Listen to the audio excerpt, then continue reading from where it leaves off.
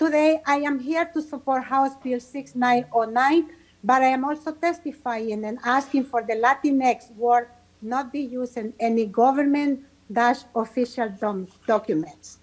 As immigrants, upon arrival to the United States, we found ourselves being classified as Hispanics, a term many of us did not know, neither did we used to call ourselves before. Later, there was the option of using Latina, Latino, which is my preference, because it highlights my Latin American origin and not only the fact that we speak Spanish. Americans have a tough time pinning us down.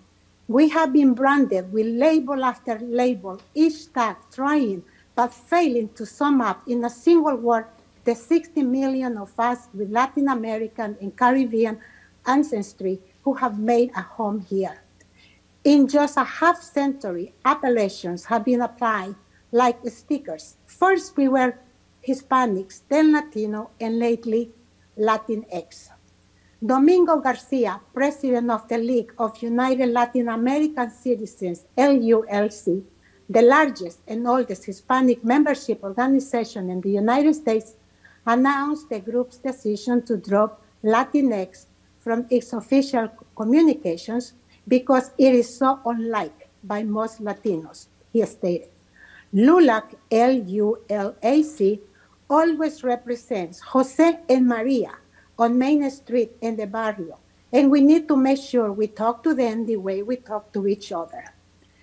In a recent poll conducted in November by Bendixen and Amandi International, a Miami-based Democratic firm, showed that 68% prefer Hispanic and 21% favor Latino. But most important, this poll reported finding a whopping 40% of the participants finding the word Latinx offensive. The Miami Herald said in an editorial reacting to the survey, that's the irony of Latinx. It is supposed to be inclusive, but erases a crucial part of Latin American identity and language and replaces it with an English word. Furthermore, and perhaps the most ironic failure of the term is that it actually excludes more groups than it includes. By replacing O's and A's with X, the word Latinx is rendered laughable, incomprehensible to any Spanish speaker without some fluency in English. It is incredibly important to remember that the word Latinx has been included in the English dictionaries like Oxford and Cambridge, but not in the Royal Spanish Academy known as RAE. The Royal Spanish Academy is Spain's official institution with a mission to ensure the stability of the Spanish language. Señores y señoras, Mr. and Mrs., it is not a secret. The Hispanic Latin community have spoken out repeatedly. Over nearly 2 decades, our preference has been consistently stated and shown. We want to be identified by our nationalities, our individuals' histories, traditions, customs, languages, and dialects. We are Mexican Americans, Colombians, Salvadorians, Puerto Ricans, Brazilians, and so on. We admit it will be a messy task for the census to sort all of us out.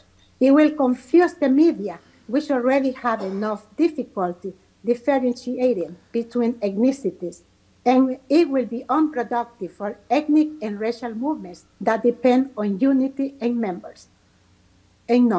Yet, we must admit, we cannot always be lumped together under a collective name. We are a blur of colors and languages, histories and faces. No one word can capture that all, especially Latinx. Thank you. Thank you for your time and your testimony this afternoon. Are there questions or comments from members of the committee? Representative Master Francesco. Thank you, Madam Chair. Thank you, Representative, for your testimony. What does the X stand for? Is it supposed to be gender neutral? That is my understanding, and I apologize if I may finish. So today, we are respectfully requesting for the Latinx word to be dropped from any official communication, not only because it is not recognized by the Real Academia Española, but out of respect for the fact that this word is very offensive to most Hispanic and Latin descendants. And to answer your question, yes, the X is gender neutral, and that's why it is being used. But I think that is the intention of. Thank you. You know, it's interesting. I haven't, until recently, I really didn't hear that term before. And then actually went online to look, and it's not common. I mean, this just started back in 2018, I think, when a lot of the language has changed. And I have to tell you, Representative, I truly sympathize with you. I feel the same way about when we take the word like pregnant mother and change it to pregnant person. You know, everybody, I'm offended by that as much as you are offended by the Latinx. I truly, truly understand it.